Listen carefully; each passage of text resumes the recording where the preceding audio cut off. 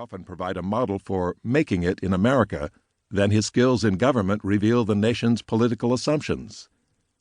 However Americans remember Franklin, his accomplishments went well beyond his humble beginnings. He was the son of a devout Puritan Boston family, whose father, Josiah, originally planned for Ben to become a minister. Second thoughts led Josiah to apprentice his youngest son, and 15th child by 2 wives, to another son, James, for indentured service in a print shop. Disputes between James and Ben prompted the younger brother to run away to Philadelphia.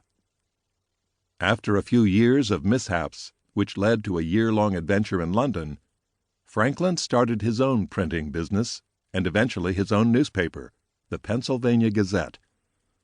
Over the next 2 decades, Franklin became a prosperous business owner and reliable neighbor. In his spare time, he formed civic associations, invented gadgets, experimented with nature, and proffered advice, time is money, that still instruct and inspire the children who read books like Now and Ben. By the 1750s, his leadership within the city catapulted him into Pennsylvania politics, at a time when the British Empire's holdings in North America were under threat. From the mid-1750s until his death in 1790, Franklin became the crafty statesman who negotiated first with the British and then the French to secure the agreeable outcome of American independence.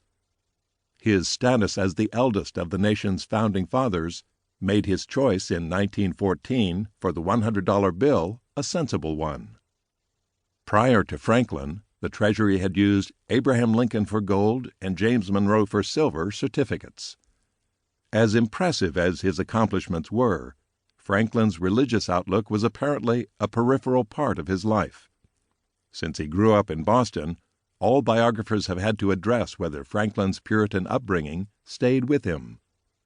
For most, the determination is relatively easy, since Franklin wrote a deistical tract when he was 19 that readily showed he had abandoned his parents' faith.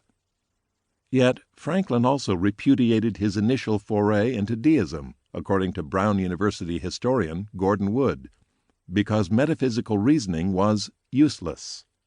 Wood adds that Franklin never accepted the Calvinist conviction that faith alone was the source of salvation, because his motto was that the most acceptable service to God was doing good to man.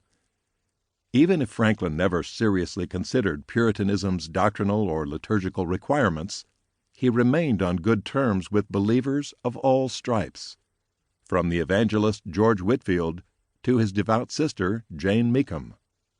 Such a disposition suggests modest comfort with faith and the people who believed. According to Baylor University historian Thomas Kidd, the most recent biographer of Franklin, his Puritan upbringing prevented a turn to skepticism. Franklin's parents' intense faith kept him in the fold of a doctrineless, moralized Christianity. The problem with classifying Franklin's religious outlook is that, as Kidd observes, he wrote about Christianity more than any other 18th-century layman in the English-speaking world. The oldest founding father may not have waded into the deep waters of Christ's 2 natures, the Trinity, or biblical authority, but he left plenty of trails at every point in his life for historians to discern how Franklin negotiated questions of belief and unbelief. For some, he was a deist; for others, a polytheist; for still others, an inveterate opponent of religious intolerance; and for the remainder, a moralist. Most recently, the verdict of Kidd is that Franklin was a deist for whom the Calvinist creed of his youth prevented a complete rejection of orthodoxy. What stands out in discussions of Franklin's faith is something that applies to treatments of the man as a thinker. Because of Franklin's profile in the founding and his large set of writings, scholars have overestimated him as an intellectual who carved out a body of thought with clear hierarchies and boundaries. The same applies to efforts to characterize him as a specific kind of religious person.